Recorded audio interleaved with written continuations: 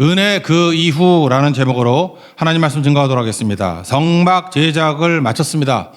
모세가 하나님 말씀 받은 대로 그대로 만들었다고 성경은 말하고 있습니다. 이제 마지막으로 명세서를 작성하고 있습니다. 우리 이런 질문을 던지게 됩니다. 굳이 뭐 계산하려고 그러나 뭐하러 명세서를 만드나? 이유가 무엇입니까? 이게 메시지가 있다고 생각합니다. 우리 삶의 모든 것들에 결산이 있다는 것을 보여주기 때문에 그렇습니다. 인생에도 결산이 있습니다. 그래서 결산해야 된다. 그걸 보여주고 있습니다. 21절 한번 읽어보죠. 시작. 성막 곧 증거막을 위하여 레위 사람이 쓴 제례 물목은 제사장 아론의 아들 이다말이 모세의 명령대로 계산하였으며. 계산했다. 무슨 얘기입니까? 결산했다 그런 뜻이겠죠. 예를 하나 든다 그러면 이사야서 53장 그러면 메시아 장으로 유명합니다. 메시아 예언 말씀이 가득가득 차 있습니다. 이사야서가 BC 8세기에 쓰여진 거니까 장차 700년 이후에 오실 예수 그리스도의 십자가와 고난을 잘 예언되어 있습니다. 거의 보고 그린 것 같이 그냥 자세하게 생생하게 기록되어 있습니다. 그래서 이사야 53장이 이게 700년 전에 기록된 게 맞나 싶을 정도로 예수님의 사역 그대로를 묘사하고 있다라는 것입니다. 그런데 얼핏 보면은 다 예언이 맞는 것 같이 보이는데 흐름하고 맞지 않는 것 같이 보이는 게 한 가지가 있습니다. 예를 들어서 이사야 53장 9절을 보면 뭐 1절부터 8절까지 다 맞는 얘기지만 그가 강포를 행하지 아니하였고 그의 입에 거짓이 없었으나 그의 무덤이 악인들과 함께 있었으며 그가 죽은 후에 부자와 함께 있었도다. 앞에 있는 것들은 뭐 다 예언대로 된 거죠. 근데 마지막 그가 죽은 후에 부자와 함께 있었도다. 이게 좀 약간 흐름에 맞지 않는 것 같지 않습니까? 십자가 지시고 고생했더니 부자와 함께 있었다. 물론 이걸 이렇게 해석하면 됩니다. 아리마대 요셉이 무덤 내줬죠. 그때 거기에 장사되었다.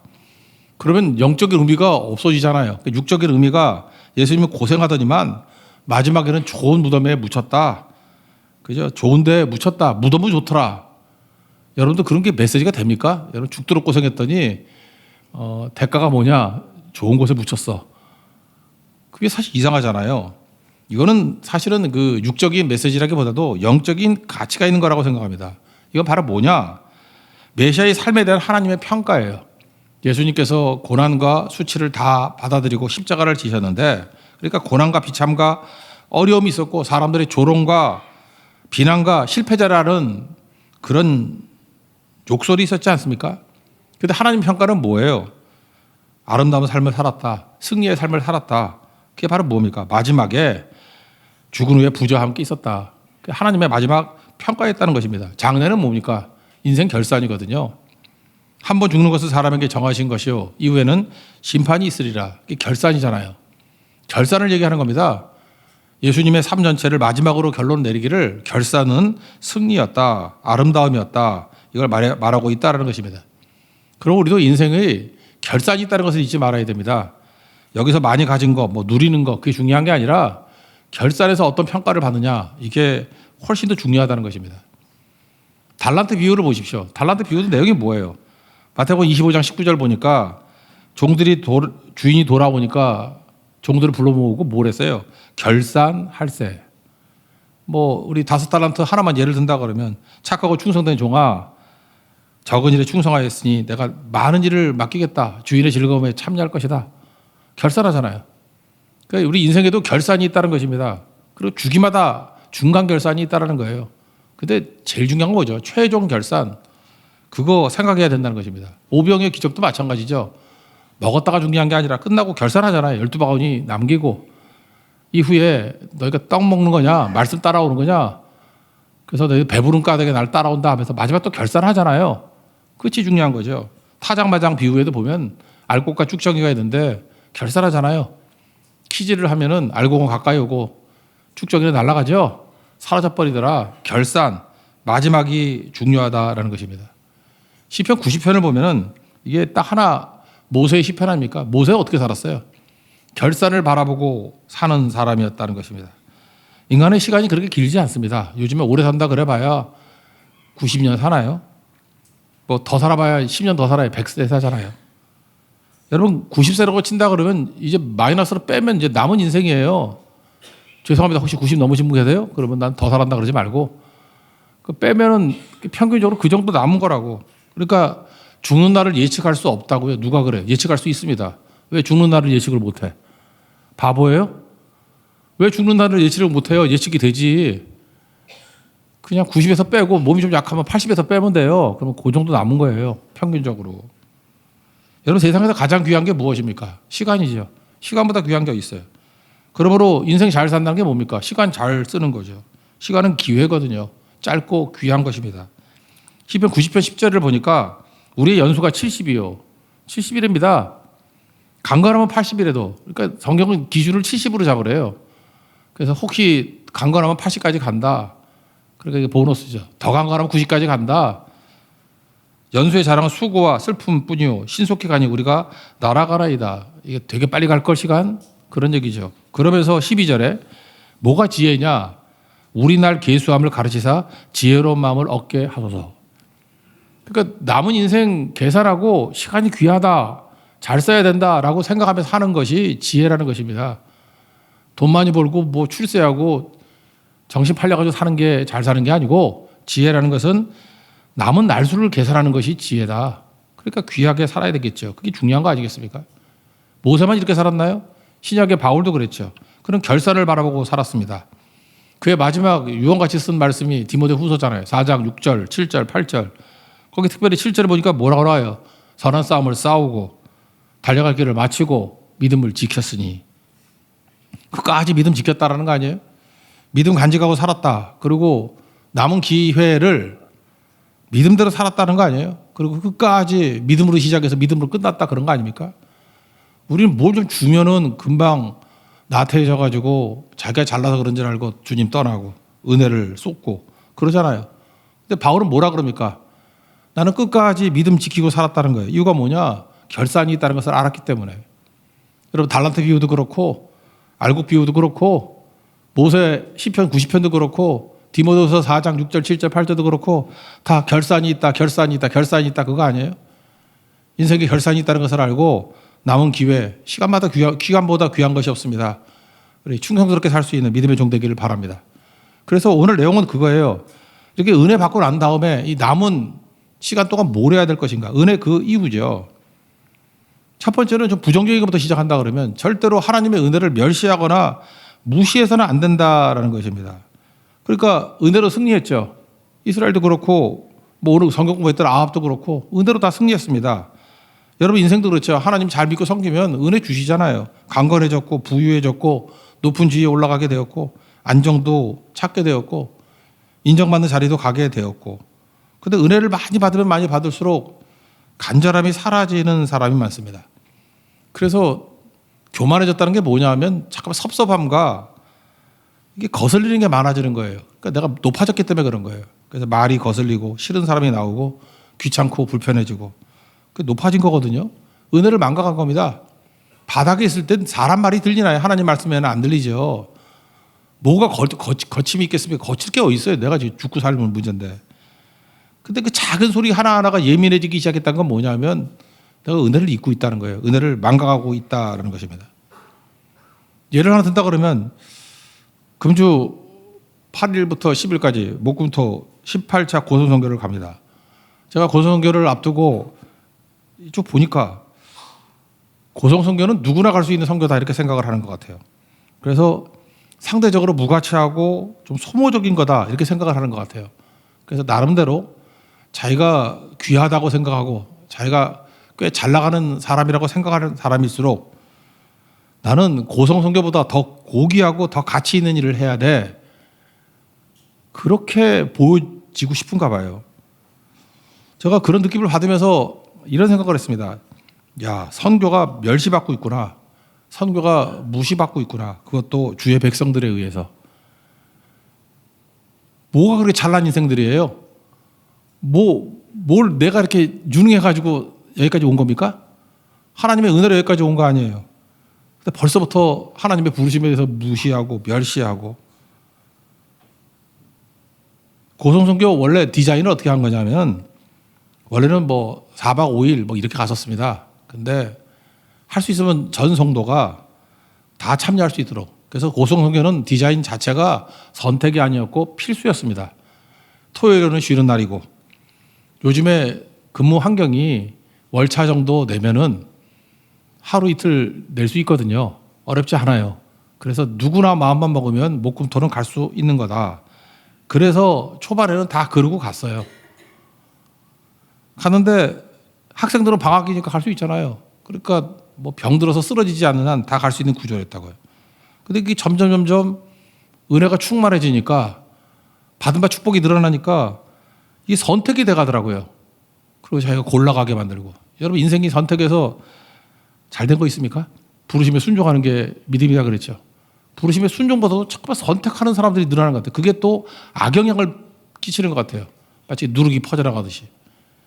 이 굉장히 무서운 영적인 풍토거든요. 성교를 멸시해요. 성교를 무시해.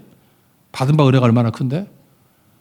여기 21절, 22절, 23절 보면 이다말이 나오고 부살렐이 나오고 오홀리압이 나와요. 시작부터 마지막까지 변함이 없습니다. 멸시하거나 뭐 무시하거나 이런 게 없어요. 끝까지 엎드려서 겸손하게 주를 따르는 일이 있다는 거예요. 에서가 왜 망했죠? 에서 간단한 겁니다. 창세기 2장 34절에 보니까 장자의 명분을 가볍게 여김이었더라. 장자의 명분이 뭡니까? 우리 같으면 크리스찬의 특권이죠. 성교의 부르심이고 성교의 사명 뭐 이런 거 아닙니까? 하여튼 뭐든지 하나님께서 하시고자 하는 것들을 가볍게 여길 때부터 에서의 결론을 맺을 겁니다. 에서의 길을 갈 거예요? 뭘 가볍게 여겨요? 말이 안 되는 거죠. 더 나쁜 게 있습니다. 뭐냐? 이런 거 있죠. 뭐 대만 선교도 가고 어려움이 있어서 정말 가고 싶은데 안 되는 분들도 있잖아요. 그런 분들은 이렇게 얘기를 해요. 1박 2일에도 가면 안 됩니까? 제가 오케이 하죠. 1박 2일도 괜찮습니다. 근데 이런 사람 말고요. 충분히 가능한데도 불구하고 그냥 번거로운 거예요. 그래서 2박 3일은 너무 부담돼. 그냥 1박 2일 간다 그러면 면피는 되겠지. 그거 더 멸시하는 거예요, 그거. 내가 그런 사람들의 얘기를 들으면서 할 말을 잃어서 할 말을. 하나님은 동기를 아시거든요. 동기를 속이려고 그래요? 자기 속에 있는 동기를? 말라기 보면은 1장 13절에 그 망할 놈들이 나오거든요. 얼마나 번거로운가. 코웃음 치고요. 저는 거 병든 거 가져왔다. 나중에 뭐라 그래요? 총독에게 한번 바쳐봐라. 그런 거 받겠냐고. 사람도 안 받을 그럴 정도의 행동들을 하나님 앞에서 하고 있다는 것입니다. 누가복음 14장에 보면은 거기 왕이 초대하죠. 주인이 초대하는데 예수님 초대하는 거 아니에요. 그랬더니 1차에 사양했답니다. 다 복받은 사람들이에요. 다 은혜 받은 사람들이야. 그러니까 부자하고 잘 나가는 인간들이라고. 밭이 있잖아요. 밭을 사서 못 간대. 하나님이 주신 건데. 소를 사서 못 간대. 소 하나님이 주신 건데. 장가 들어 못 간대. 하나님이 가정을 주신 건데. 다 못 가고 간대요. 예수님이 열받은 거죠. 시내 거리 가가지고 가난한 자들, 몸 불편한 자들, 맹인들, 저는 자들, 그러니까 뭐 아무나 데려와서 채우라 그러죠. 그래도 남습니다. 그랬더니 길가 사는 다리에 가가지고 강건하게 데려다가 채우라. 선교도 마찬가지입니다. 거절하는 사람들 버리고 택한 사람 부르실 겁니다. 여러분들 어차피 선교는요. 이번에도 여러 교회에서 같이 갑니다. 뭐 다른 교회 다니는 분들 우리 목사님들 가시고 막 그러잖아요. 그러니까 여러분들 아는 분들 한 뭐 10명씩 데리고 가십시오. 그리고 포기하고 안 간다는 사람들을 버리고 버린 카드니까. 주님께서 그러잖아요. 거기 연연해 하지 말고 먼지 털어버리라고.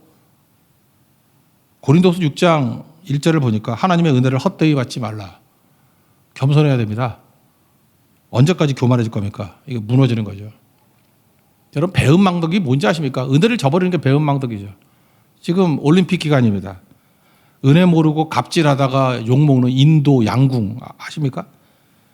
우리나라 뭐 코치 가서 백운기 감독이 가가지고 뭐 2년 동안 잘했다면서요. 인도 뭐 그 여자 신 이름이 꾸마리인데 네팔에도 꾸마리 있었잖아요. 뭐 꾸마리라는 애가 활 잘 쐈는가. 근데 모욕을 준 거죠. 나는 갑자기 왜 그런가 했더니 이런 거더라고요. 기술을 다 배웠기 때문에 버린 거래. 그리고 두 번째, 자기들이 메달을 딸 때 이렇게 카메라가 인도 사람만 비춰줘야지 한국 사람 비춰주면 괜히 한국 때문에 메달 딴 거 같이 보일까 봐 자른 거래.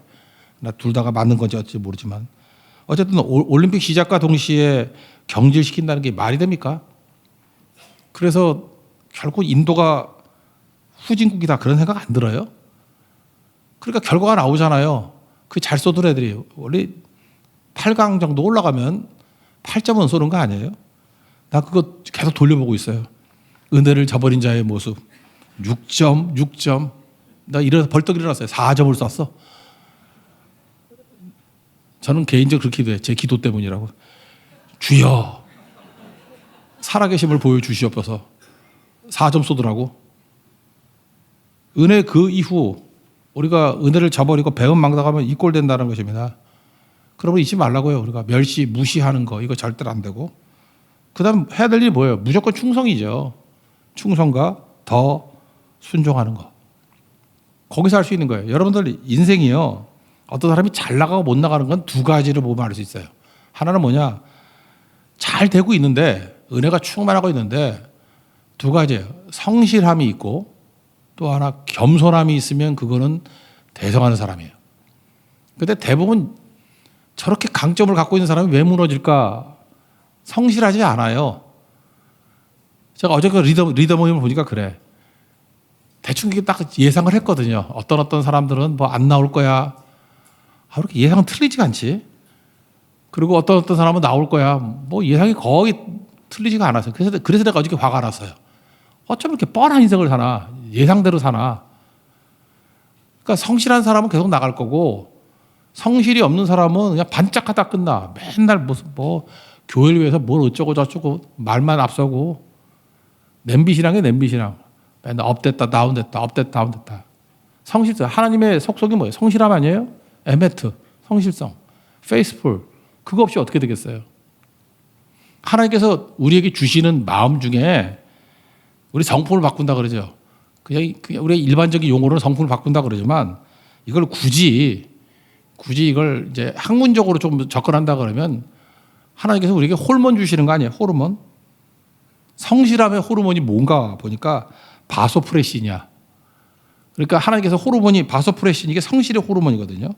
그래서 이게 꾸준히 나오고 제가 제일 좋아하는 그 미술가 중에 한 사람이 샤갈이거든. 샤갈이 되게 성실해요. 나 성실해도 좋아해. 이 사람은 루틴이 있고 성실하고 뭐 친구 배신하는 적도 없고 자기 그 연인이 벨라라는 여인이 있었는데 그 사귀다가 파리를 갔어요. 파리를 가면 그 그림 그리는 애들 모이는 살롱이라 그러죠. 거기 뭐 유혹도 많고 그런데 끝까지 이 벨라 버리지 않고 참 좋더라고. 그래서 제가 샤갈 옆에다 써놨어요. 바소프레신이 넘치는 남자 이렇게 써놨거든요. 들쥐 중에 프레리 들쥐라고 있대. 프레리 들쥐. 쥐인데도 불구하고 쥐 주제에 일부일처래. 쥐들이 내보다 그지 같은데 얼굴을 알아보는가 봐. 예. 쥐 주제에 일부일처래. 근데 이 프레리 들쥐를 조사해 보면은 바소프레신 호르몬이 엄청 나온대요. 그러니까 여러분들 그래요. 지금 성실하지 않은 사람들 보면은 은혜 받고 배신하고 꼭 인도 양궁같이 이따위 짓을 하는 사람들 보면은 그 호르몬 조사해 보면은 바소프레신 하나도 없을 거라고. 이번에도 우리 성도들 성령께서 부어주시는 우리 충성의 은혜가 임하기를 원합니다. 그걸로 이제 호르몬으로 말한다면 바소프레신이에요. 그리고 또 하나가 뭐 교회가 이렇게 따뜻하고 서로 배려하고 헌신하고 하는 거 옥시토신이라고 그러잖아요. 이번 대만 선교 끝나고 마지막 오는 날 보니까 얼마나 사랑하는지 서로 뭐 자기 먹으려고 안 하고 서로 주려고 그러고 파인애플 과자 생기니까 다 챙겨가지 않고 서로 가져가라 그러고 그 대신 혼자 그랬어요. 옥시토신의 날이구나 오늘. 엄청나게 쏟아붓고 있구나. 성령께서 이렇게 성분까지도 다 바꾸게 만들어 주신다는 것입니다. 그러니까 뭐예요? 더 충성하고 더 순종할 수 있는 것이 바로 성실이라고요. 그리고 끝까지 겸손하고 나는 무익한 종이라 내가 해야 할 일을 했을 뿐입니다. 그런 모습으로 간다는 것입니다. 그게 은혜 이후에 사는 길이라는 거예요. 또 하나는 이겁니다. 하나님께서 우리에게 주신 것들이 있잖아요. 주신 것들을 다시 돌려드리는 게 필요하다라는 것입니다. 이게 뭐하고 똑같으냐? 여기 24절부터 31절까지 보면은 헌신했던 총 목록이 나오는데 금이 뭐 29달란트 뭐 어쩌고저쩌고 나오죠. 한 달란트가 34kg예요. 대충 그 러프하게 계산해 보니까 금이 1톤 갖고 왔고요. 은은 3톤 갖고 왔고 노은 2톤 갖고 왔어. 제가 이걸 보면서 야 얘네들 재벌들인가? 금이요, 이거 한동으로 요만해요. 근데 2톤을 갖고 왔대, 금을. 우리나라 2톤 있나? 우리나라 한국은행 2톤 있을지 모르겠어. 없을 것 같은데. 근데 이게 다 어디서 생긴 겁니까? 출애굽기 12장 36절 보니까 출애굽을 할 때, 여러분 잊지 마세요. 출애굽 그러면 우리가 많은 사람이 생각할 때 그러니까 뭐 나온다 그러니까 도망친 걸로 생각한다고. 출애굽은 도망친 게 아니라 승리하고 나온 거예요. 10가지 재앙이 뭡니까? 하나님이 싸우셔서 승리한 거죠. 애굽이 패배한 거라고. 그 애국 군대가 뒤를 쫓아온다 그러니까 도망치는 걸 알고 있는데 아니에요. 홍해에서 완전히 한 번 더 박살을 낸 대승리를 거둔 거라고요. 그래서 출애굽기 12장 36절을 보니까 우리 즉 개정판에서는 뭐라고 돼 있어요? 애굽 사람들의 물품을 취하였더라. 취하였다라는 게 뭐예요? 약탈이라는 뜻이거든요. 약탈. 전리품을 취하다 그런 뜻이에요. 제가 다른 성경 번역을 보니까 새 번역을 보니까 물건을 빼앗아 가지고 떠났다. 또 공동 번역 보니까 너무 리얼해. 이집트인들을 털었다. 털었답니다. 그러니까 무슨 얘기예요? 하나님이 큰 승리를 주셨는데 그럼 누가 털어야 돼요? 하나님이 털어야 되는데 하나님이 이겨놓고 전리품은 니네가 가져. 그래서 하나님의 승리에 우리를 동참하게 만든 거라고요. 그러니까 이들이 갖고 있는 모든 금, 은 다 누가 주신 거예요? 하나님이 주신 거라고. 그런데 우리 인간은 참 묘해요. 한번 내 주머니에 들어오면 내 건 줄 알아. 내 건 줄 안다고. 그래서 우리가 또 해야 될 은혜 위에 할 일이 뭐냐면 하나님이 주신 것들을 돌려드려야 됩니다. 다시 돌려드리면 기적이 일어나고 역사가 일어납니다. 그래서 신앙이라는 게 뭐냐면 하나님께 많이 받으십시오. 뭐 수없이 받으라고요. 받고 난 다음에 받은 거에 상당 부분을 돌려드리는 거예요. 그게 신앙생활입니다. 신앙 딴 거 아니에요. 없는 거 달라 그러잖아요. 주님이 주신 거 내가 돌려드립니다. 돌려드립니다. 그게 신앙이에요. 그게 많이 받았잖아요. 왜 입 닫고 도망가? 인도 사람이야? 인도 양궁이야?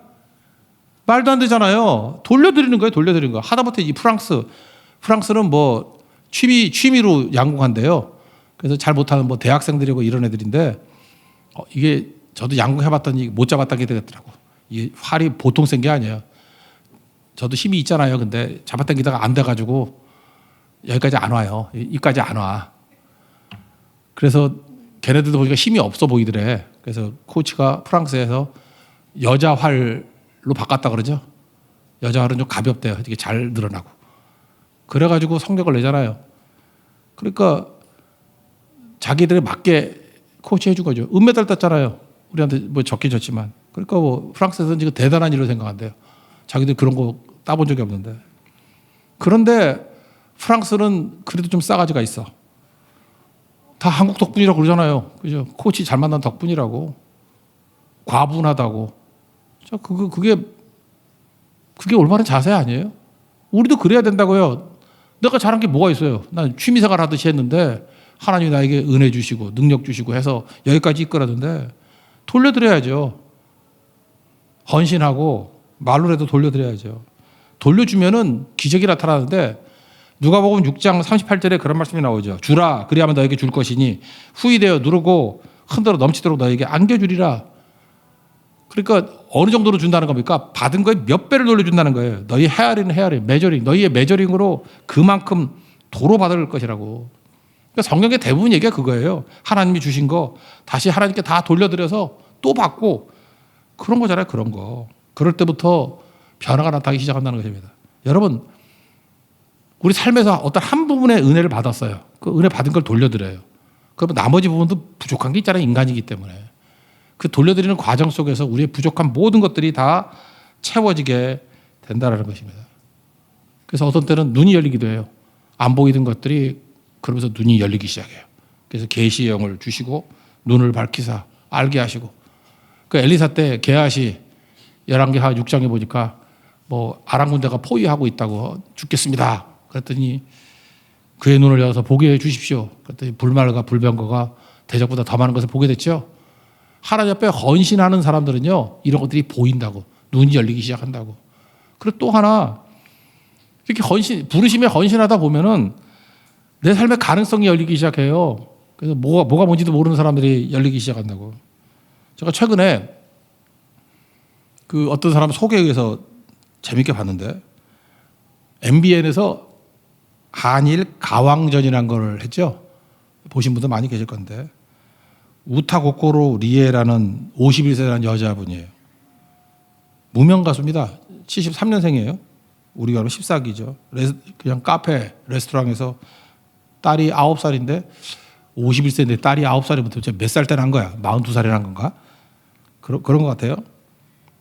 근데 무명 인사였다고요. 근데 일본에서부터 뭐 이게 아마 예선전을 했는가 보죠. 뽑아가지고 거기 나가라고 남편이 그랬대요. 격려해주고 당신은 노래 최고라고. 남편이 잘 만난 거죠. 딸이 있는데 딸이 맨날 카페에서 사람 두세 명 뭐 앉아있는 데만 노래 부르고 그 다음에 다 듣지도 않고 중간에 나가는 사람도 있고 근데 그 딸한테만은 좀 큰 무대에서 노래하는 엄마의 모습을 보고 싶다 그러고 보여주고 싶었대요. 딸이 그걸 원해서. 그래서 그 마음을 가지고 나갔다가 2등 돼가지고 한국에 와서 한국에서 접을 때 대박을 친 것 같아요. 그죠? 어마어마한 영향을 미치게 됐고 저는 옛날에 제가 설교할 때 되게 많이 인용했던 게 일본의 그 국민 가수가 미소라 히바리거든요. 미소라 히바리 흐르는 강물처럼 설교 엄청 많이 했거든 그거. 근데 내가 어떤 노래인지 몰랐어요. 아무리 찾아봐도 내가 일본어를 몰라서 어떤 노래인지 모르겠더라고. 그런데 리에가 불렀던 흐르는 강물처럼 아 이게 이 노래였구나.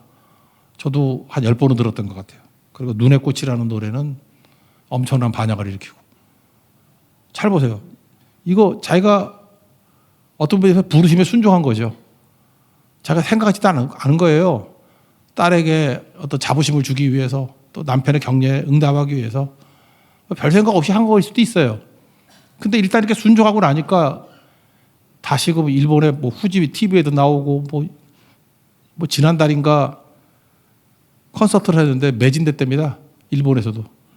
한국에 오면 소리 지르고 난리치고 저도 한국에서 하면 한 번쯤 가보고 싶은 마음이 들 정도로 우리 주변에 있는 사람이 저한테 그래요. 왜 요즘에 목사님 잠깐만 일본 노래만 듣고 있어요. 나도 모르겠어요. 요즘에 일본 노래만 듣고 있는데 리에에 빠진 것 같아요. 그죠? 하나님께서 우리를 부르실 때 그렇게 부르신다는 것입니다. 여러분 선교를 향해서 부르시고 뭐 헌신을 향해서 부르시고 할 때 내가 주를 위해서 이거 돌려드리기만 하고 뭐 헌신만 하면 나는 뭐가 남나. 그거 하다가 여러분 길이 열리는 거예요. 그거 하다가 제가 보니까 뭐 결혼도 그렇고 사업도 그렇고 우리 인생에 막혀있던 것들이 그냥 헌신하고 선교하고 예배하고 기도하고 그러다가 다 뚫리더라고. 주님께서 주시는 숨은 카드거든요. 숨은 선물이거든요. 그걸 모르는 거죠. 이스라엘 백성들 보세요. 다 이게 헌신하다가 그의 삶의 모든 것들이 다 채워지게 됐죠. 다윗이 언제 부자 되겠다고 기도한 적이 있습니까? 주님 앞에 충성하고 헌신하다 보니까 역사에 나오는 넘버원 부자가 다윗이라 그러잖아요. 돈이 문제가 아닙니다. 그 강아지가 꼬리 잡으려고 하는 것 같이 돈 추구하는 게 아니라 주어진 사명 충성하고 부르심에 순종하게 될 때 이 모든 것을 더하시리라. 덤으로 얻게 된다는 것입니다. 그러므로 오늘도 이 말씀을 통해서 은혜 받고 축복받은 이유가 훨씬 더 중요합니다. 부정적인 거 1차적으로 멸시, 무시하지 마십시오. 절대로 1차적이에요. 그거라도 하지 말라고요. 그리고 그 다음에 필요한 게 뭐예요? 하나님 앞에서 더 충성하고 더 순종하고 나아가면 하나님께서 기적과 역사를 이루어 주신다는 것입니다. 그리고 받은 거 다 돌려드리십시오. 곱하기 100으로 돌아올 거예요. 그게 신앙인의 사이클입니다. 이런 믿음의 선순환이 있는 승리하는 하나님의 거룩한 종 되기를 축원합니다. 예, 자리에서 일어나겠습니다. 파송의 노래 찬양하겠습니다.